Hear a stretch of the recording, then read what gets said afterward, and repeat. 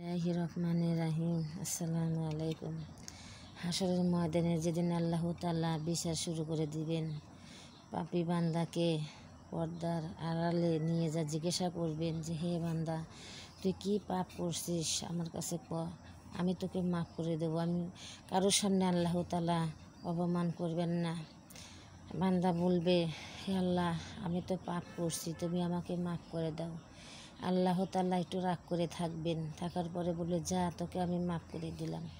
সেখন সে পাপী বান্দা উঠে বলবে, হে আল্লাহ, তোমার সাথে আমার এখনও হিসাব শেষ হয় নাই। তা আল্লাহ তাআলা বলবে যে, হে বান্দা, তোকে তো আমি মাফ করে দিছি, তোর আবার আমার সাথে আবার কিসের হিসাব রইল? সে সময় বান্দা বলবে যে, হে আল্লাহ, তোমার সাথে আমি ওয়াদা করে এসেছিলাম পৃথিবীতে, কারণ তুমি তো তোমার ওয়াদা রাখছো, তুমি ধন সম্পদ, টাকা পয়সা, বাড়ি গাড়ি সম্পূর্ণ দিয়েছ, কিন্তু হে আল্লাহ তাআলা, তোমার ইবাদত আমি করি নাই, তোমার তো আমি কোনো কাজই করি নাই। হে আল্লাহ, তাহলে তুমি আমাকে এত তাড়াতাড়ি কেন মাফ করে দিলা?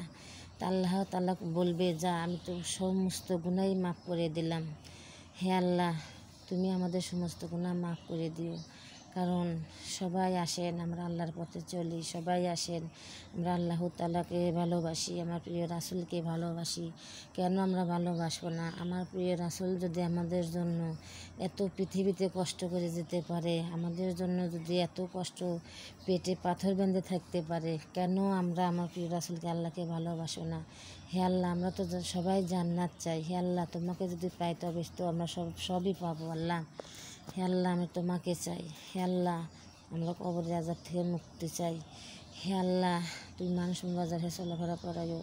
হে আল্লাহ তাআলা, আমার ইমাম হাসান হোসেনের কত কষ্টই না করছে, মা ফাতেমা কতই কষ্ট না করছে, 15 দিন না খাওয়া থাকছে। হে আল্লাহ তাআলা, আমরা তো একটা মুহূর্তের জন্য না খাওয়া থাকতে পারি না। আল্লাহ, আমি জানি না, আমার বুকটা ফেটে যায় যখন আমি ওয়াজগুলো শুনি। হে আল্লাহ তাআলা, আমার প্রিয় রাসূলকে, আমি হাসান হোসেনকে, মা ফাতেমাকে, সাহাবীদেরকে, হযরত আলীকে, আল্লাহ তুমি ভালোবাসার তৌফিক করো, হেদায়েত করো। আল্লাহ, আমরা যেন বেশি বেশি ভালোবাসতে পারি। আসসালামু আলাইকুম।